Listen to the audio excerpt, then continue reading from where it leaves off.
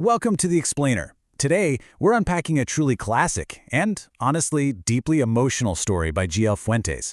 It's called A Letter to God, and it's just this fascinating tale that really tests the boundaries of belief, human nature, and, well, the completely unexpected ways the world actually works. So let me ask you something right off the bat. Have you ever trusted someone so deeply that you felt they could pull you out of literally any hardship? Or think about a time when absolutely every earthly door was slammed shut in your face. Have you ever just relied entirely on a higher power? Because that profound, completely unshakable trust, that is exactly what we're exploring today, and we're looking at it through a really unique lens. Okay, let's dive into this. Section 1, The Reign of Hope. We're waiting for a downpour here. The heart of our story is a man named Lencho. He's an honest, incredibly hardworking farmer. He lives in this solitary house, sitting right on top of a low hill. And from up there, he has this perfect vantage point. He can see the entire valley and his beautifully blooming cornfields.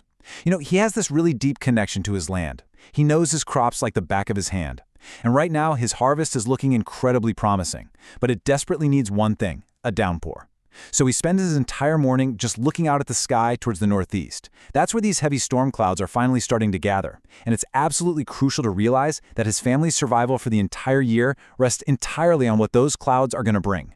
Well, soon enough, the rain actually begins to fall, and Lencho is absolutely overjoyed. He literally steps outside his house just to feel the water on his skin, and this brilliantly illustrates his mindset. He doesn't just see water falling from the sky. He looks up and says, "These aren't raindrops, they are new coins."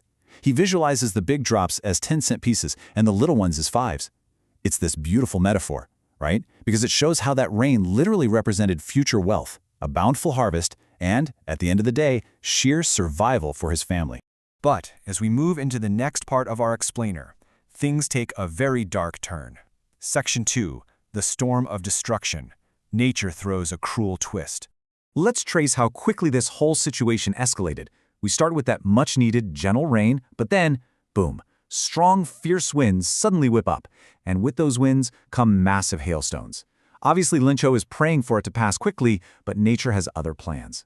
This brutal hail falls continuously for an entire hour. It absolutely hammers the house, the hills, and most tragically, his cornfield. It leads to absolute, total destruction.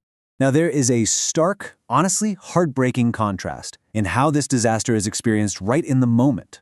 To Lencho's kids, these shining, falling hailstones look like sparkling new silver coins. They actually run out in innocent joy to collect them. But Lencho's reality? Pure horror. As the storm finally passes, he looks at his field and it is completely white. It is covered so thickly in frozen hail that it looks as if the entire valley has been paved with salt. Standing right in the middle of his ruined field, a heartbroken Lencho tells his sons, "A plague of locusts would have left more than this." It's such a powerful quote, isn't it? It perfectly captures the sheer, overwhelming scale of the tragedy. Every single leaf and flower is just gone. All of his hard work is wiped out.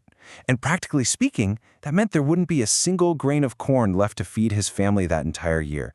They are staring directly at starvation. But despite this total ruin, the story doesn't end in despair. Section 3, A Letter to God. A look at unshakable faith. In the middle of that dark, terrifying night, a small, stubborn light of hope remained burning in Lencho's heart. He flat out refused to give up. Now, Lencho was a farmer who worked the fields with his hands, but remarkably, he also knew how to read and write. Believing with absolute certainty that no one dies of hunger and that the Creator sees everything, he decides his only remaining option is to directly ask God for help. So he sits down, writes out his plight, puts the letter in an envelope, addressed simply to God, heads into town, and drops it right into the post office box. So the crucial point here is what was actually requested inside that letter. Lencho didn't just ask for vague help or, a generic miracle. No. He made a highly specific financial request. He asked God for exactly 100 pesos. That was the exact amount he calculated he needed to both feed his family to save them from hunger and to buy the seeds necessary to replant his crops for the next season. And this brings us to the humanistic element of our story, where two very different worlds collide. Section 4, The Postmaster's Help, Setting Up a Generous Plan. Let's look at what happens when this extraordinary letter is actually picked up inside the town's post office. A postman finds the envelope, laughs hysterically at the address, who wouldn't, and takes it to his boss, the postmaster. Now, the postmaster, who's described as a friendly, heavier-set man, also starts out laughing out loud, but very quickly his demeanor changes. He becomes completely serious, and he is deeply amazed by Lencho's unshakable faith. He realizes that a belief this pure shouldn't be shattered by the harsh realities of the world, so he decides he absolutely must take action to keep Lencho's faith alive. He comes up with a plan to answer the letter himself and asks his colleagues and friends to contribute to this impromptu act of charity. But the financial reality of their efforts was pretty challenging. The postmaster gave a portion of his own salary, and his employees chipped in whatever they could afford. But 100 pesos? That was a significant amount of money at the time. Despite their absolute best efforts, they were only able to collect 70 pesos, leaving them 30 pesos short of Lencho's required amount. Still, 70 pesos was a substantial, incredibly generous amount. The postmaster carefully packaged the money inside a new envelope addressed back to Lencho. And to maintain the illusion and protect the farmer's unwavering faith, he included a letter inside with just a single word signature: God. He wanted Lencho to believe the Creator had personally answered his plea. Now, let's move to and see how this builds to the story's climax. Section 5, The Biggest Irony, an Unexpected Twist. Before we reveal Lencho's reaction, let's quickly ground ourselves. Irony is a situation where the actual outcome is entirely different, or even the complete opposite from what was expected. The postmaster is secretly watching from his office, fully expecting to see a man overwhelmed with joy, relief, and gratitude after receiving this miraculous act of charity. But that is not what unfolds. When the postman hands Lencho the envelope, Lencho isn't surprised in the slightest. His faith is just that absolute. But as he opens it and counts the money, his face twists into anger. He immediately marches right up to the window, gets ink and paper, writes a second letter to God, and slams a stamp on it with his fist. When the postmaster eagerly reads it afterward, it contains this shocking twist. He wrote, God, I only received 70 pesos. Send me the rest, but don't send it through the mail because the post office employees are a bunch of crooks. Wow, Lencho completely misunderstood the situation. Because he believed God couldn't possibly make a math mistake, he assumed the very people who sacrificed their own money to help him had stolen the missing 30 pesos. It's a brilliant, completely unexpected, and yeah, a somewhat tragic twist. Section 6, 3 Key Lessons. Let's shift gears from storytelling into our story takeaways. Now, what's really interesting about this slide is how we can perfectly distill the 3 foundational pillars of the source material. First up, we see the absolute power of faith.